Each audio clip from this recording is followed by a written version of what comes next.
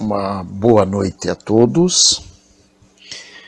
Eu venho trazer uma informação que acho muito de extrema importância, uma vez que o nosso querido general Mourão resolveu fazer um pronunciamento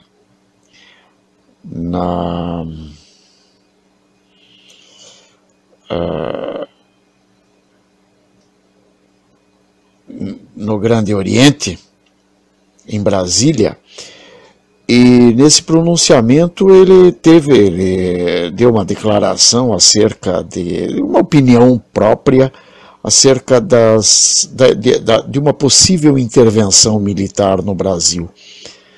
É claro que essa avaliação dele é formatada com base em todos os estudos que esse general teve ao longo de sua vida, 40 e poucos anos de formação sólida dentro da caserna, ou seja, com altíssimas informações de cunho militar, e, portanto, ele tem gabarito, altura de poder fazer qualquer pronunciamento nesse sentido à nação.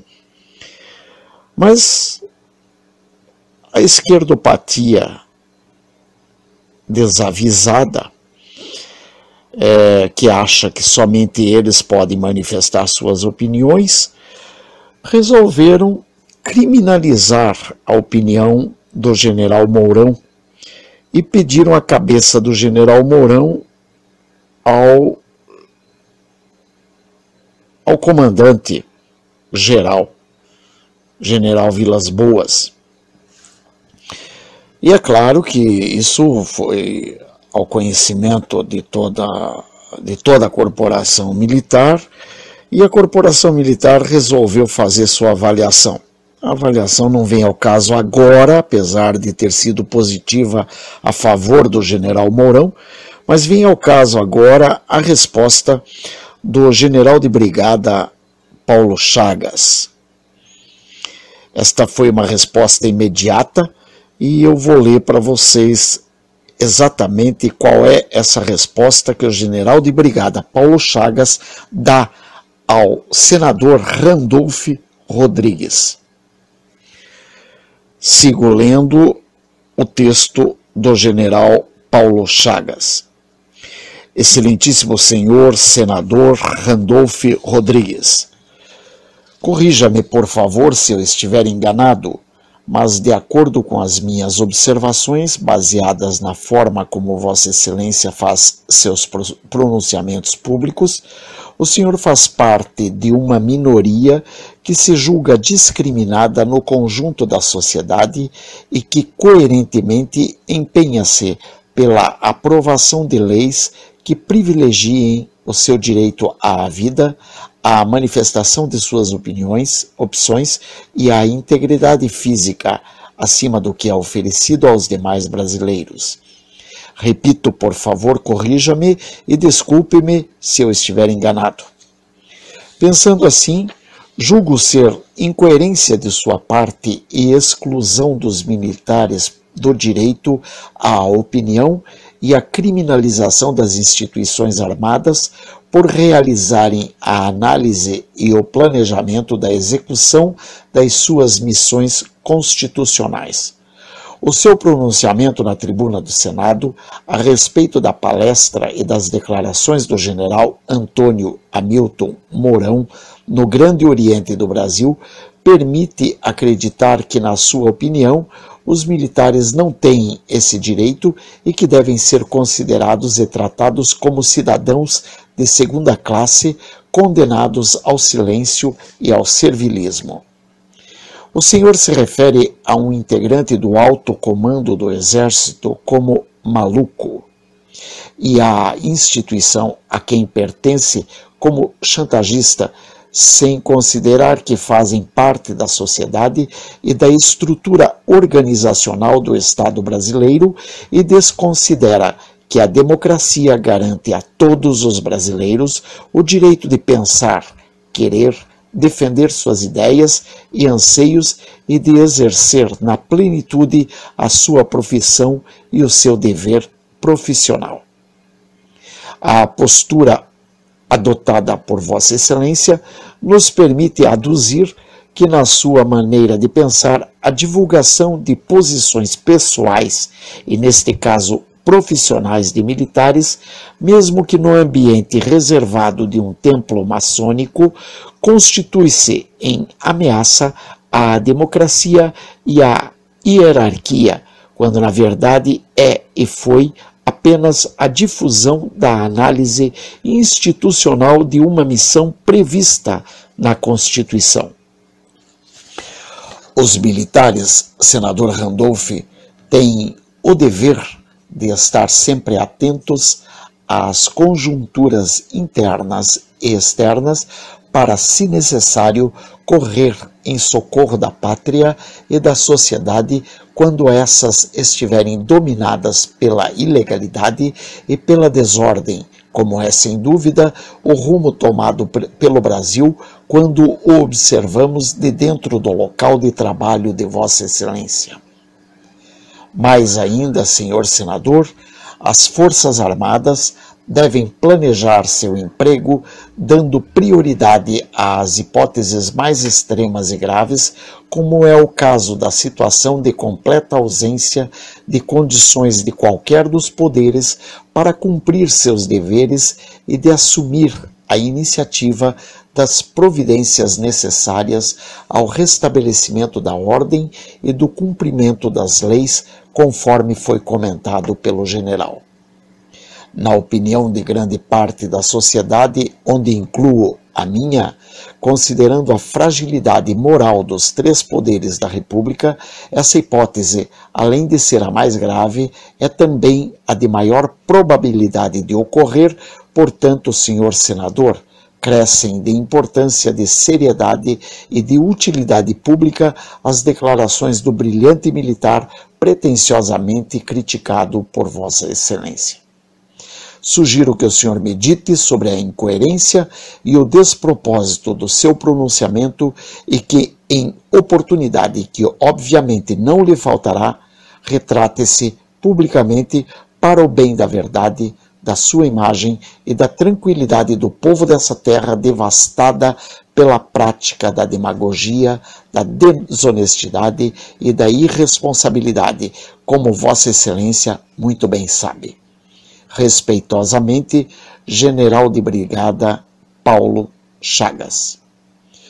Muito bem, meus irmãos, meus amigos, meus queridos amigos que me acompanham, que ouvem o que falo e o que escrevo.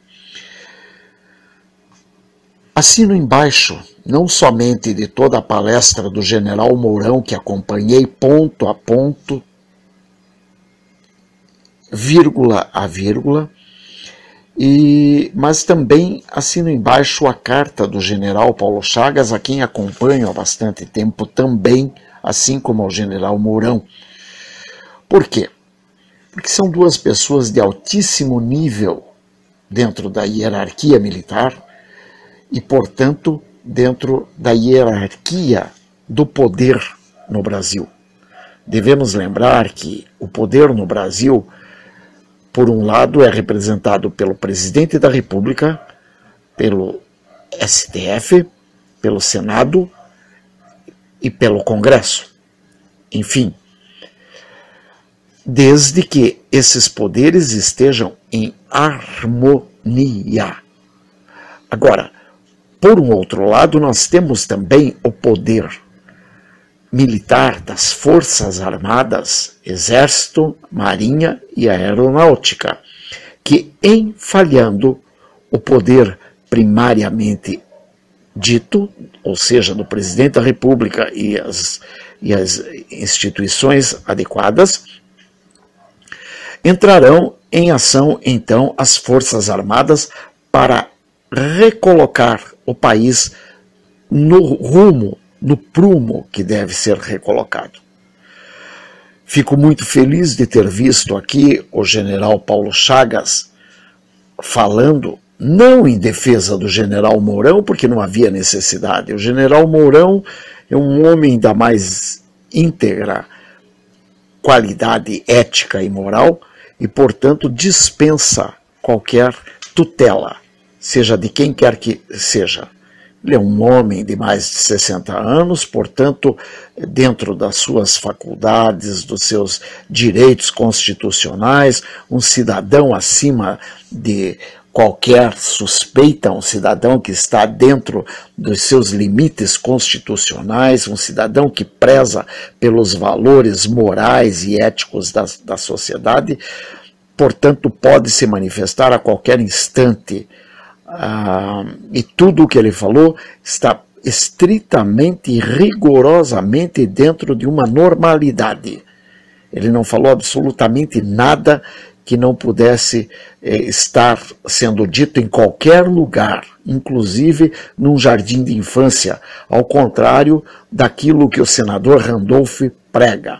O senador Randolph, por exemplo, defende uma esquerdopatia, que muito do que eles falam não pode ser sequer pronunciado dentro de escolas, mas as cartilhas de kit gay, etc., estão sendo distribuídas nas escolas. Né? O incentivo ao uso de drogas e a criminalidade e a pedofilia e ao sexo depravado, isso está sendo pregado em bandeiras até pela Rede Globo de televisão, e o senador Randolph defende isso como sendo isso uma liberdade de expressão, conforme dito muito claramente pelo general Paulo Chagas. O próprio senador Randolph reclama muitas vezes porque eles não têm voz, as minorias não têm voz. Mas de que minorias fala o senador Randolph? De minorias, como eles chamam os coitadinhos, os alijados da sociedade, aqueles que são coitadinhos porque são vítimas sociais e, portanto, se transformam até em delinquentes, em meliantes que saem matando o povo pela cidade? É a esses que ele se refere? Mas, ao que me consta, neste caso em especial, o senador Randolph coloca o próprio exército nessa condição, como sendo uma minoria que não pode sequer se manifestar. Ora, senador Randolph, vai cuidar da cozinha da sua casa, porque eu acho que nem para lavadeira tu serve. Não sei como é que alguém neste país teve a pachorra de lhe dar um voto, para que chegasse onde chegou. Né? Que dirá os tantos que teve. Não me interessa quantos teve, até porque a mim tu não representa. Por que não representa? Porque tuas ideias são ideias degradantes, ideias que não me servem, porque destruíram o meu país, porque defendem o que não presta para o meu país. Portanto, assino embaixo todas as palavras do general Hamilton Mourão, assim como todas as palavras ponto a ponto do general Paulo Chagas. E lembro a ti, senador Randolph, cria vergonha na cara e pronuncia-te imediatamente, tá? Retratando-se de cada ponto falado contra o general Hamilton, porque eu te garanto uma coisa: esse puxão de orelhas, caso haja uma intervenção militar, não ficará esquecido não, senhor, viu? Tá? Porque pilantra, safado, picareta, garanto para você que os militares sabem tratar. Tá? Se eles não trataram adequadamente em 64, não se iluda, desta vez pode ser bem diferente do que foi em 64. Um grande abraço a todos e estimo que nosso país venha a ter melhoras num futuro muito breve e que cada um de nós possamos brevemente cantar o hino nacional nas ruas de nosso país, como era feito antigamente. Que Deus abençoe a todos e selva!